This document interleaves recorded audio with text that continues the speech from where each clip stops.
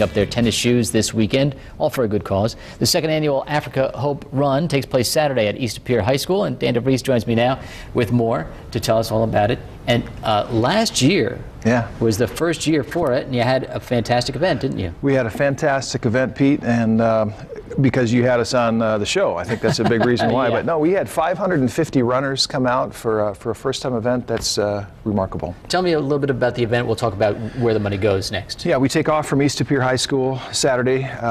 There's a 5K and a 10K event. And we're really just trying to sort of swing the doors wide open. Walkers, runners, strollers. I've got my little 5-year-old Emma Joy's going to run this year, so we're excited about that. I know for runners, it's kind of a selling point to have chip timing and such, right? Chip timed event. We'll have some awards for top finishers, and we're hoping for about 1,000 runners this year. That's our goal. And you raised what, $9,000? Last year we raised about $9,000, and that money went to build a couple of wells. Clean water is a big deal, of course. We have one village in particular we focus on in the country of Malawi. It's called Funsani. The church has adopted that village, and so that's one of the places where this well went in.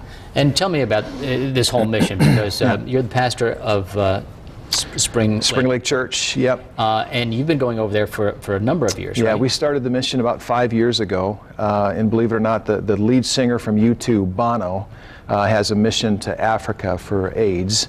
And we learned of this whole thing at a conference we were in Chicago. And he basically put a challenge out, and he said, where's the church doing its work, you know, for this kind of stuff? And we came back very convicted that we wanted to jump in, and the church, of course, rallied behind that effort, and now 5 years we've been in Africa. And we currently are serving 175 orphan kids, paying their full-time support, the staff that we've hired to take care of these kids, build facilities for them, and the money that is raised from this particular run will specifically go towards their education.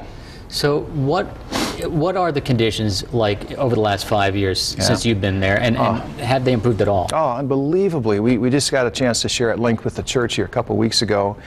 Dave Ames, one of our key leaders, shared with the church at that time that there was recently a health study done in our area, the Zeno district in Malawi, where our kids live.